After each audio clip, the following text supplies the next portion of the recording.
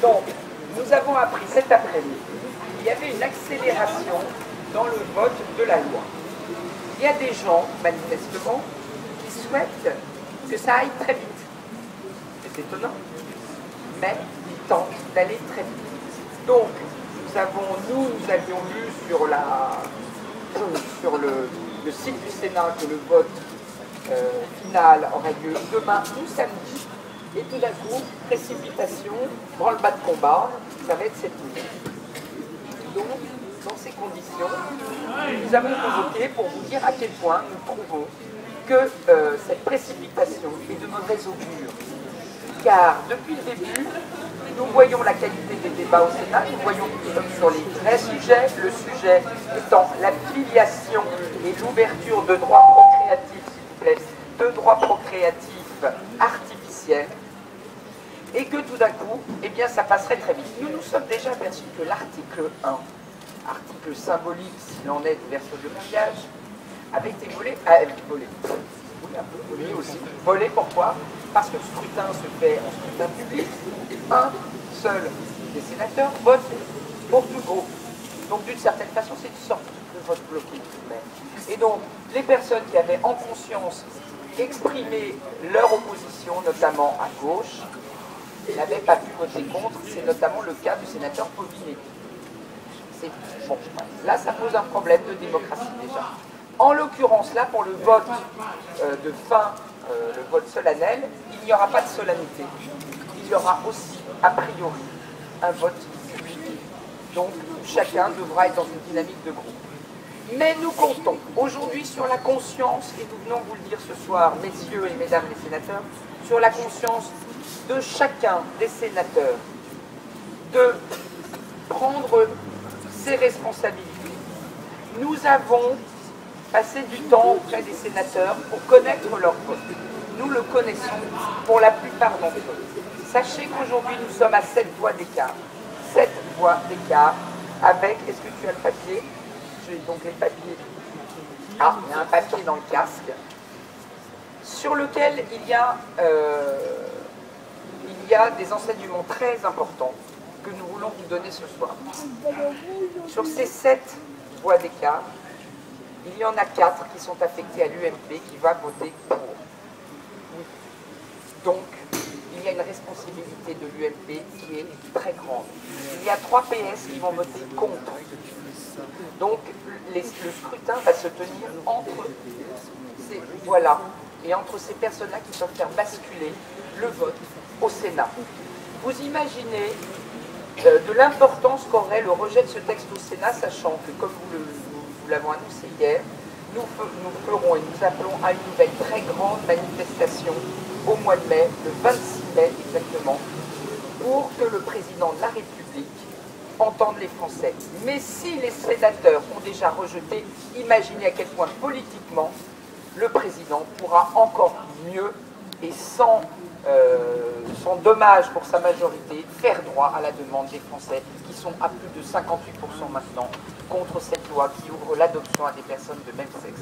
Et dans quelques instants, je vous expliquerai en quoi cette loi va en fait beaucoup plus loin et pourquoi nous sommes déjà dans la réalité aujourd'hui en France de la procréation artificielle et des parts de marché qu'elle est en train de donner. Donc je vous donne, d'après nos calculs, où nous en sommes. Donc il y aurait 4 UMP pour et 1 qui s'abstiendrait. Les 4 qui sont pour, à qui nous demandons de prendre leurs responsabilités. Si c'est à cause d'eux que le texte n'est pas rejeté, sachez que la manif pour tous saura, au moment de leur réélection, être présente et se présenter contre eux. La manif pour tous. Et donc l'UMP pourra effectivement avoir des adversaires qui, même s'ils ne sont pas eux élus, pourront les faire perdre devant d'autres candidats. Ce soir, c'est très important ce que nous venons de dire.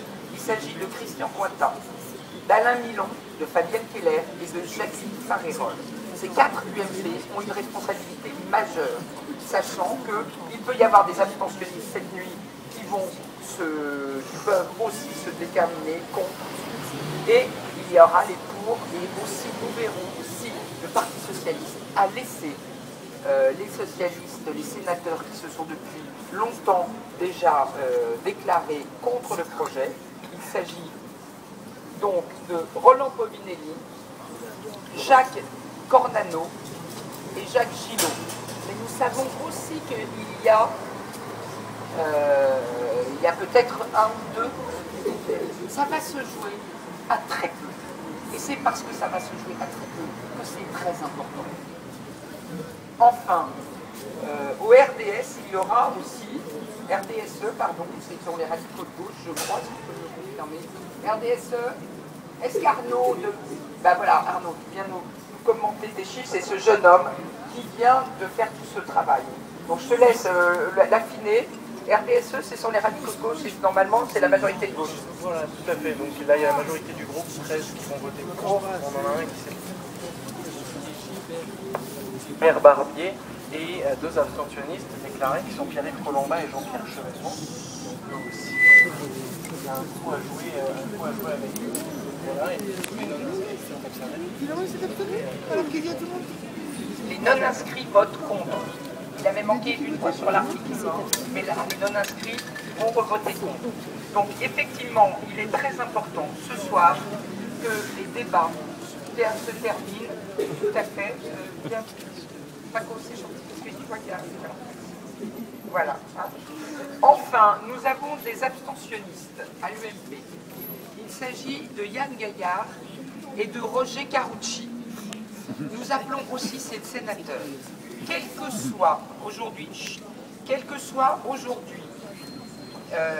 effectivement, leur vie privée, leurs sentiments en conscience, qui est très important, bien sûr, ils sont libres de le suivre, mais de savoir qu'ils emportent aussi une responsabilité majeure, alors qu'en l'occurrence, ce qui est grave dans cette loi n'est pas l'ouverture, encore une fois, l'union entre personnes de même sexe, mais bien ce qu'elle permet dans les droits procréatifs nouveaux qui seront ouverts de facto.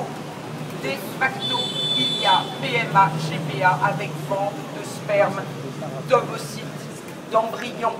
Nous avons nous-mêmes su que cela se passait dans des hôtels aujourd'hui à Paris.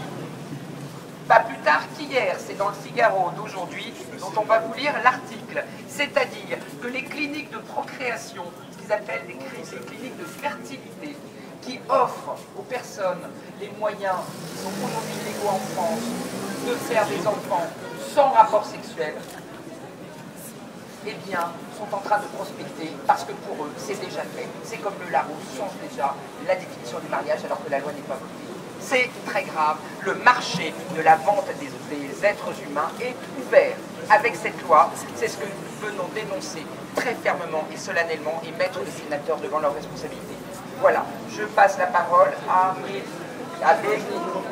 confrères et collègues. Merci. Bravo! Bravo!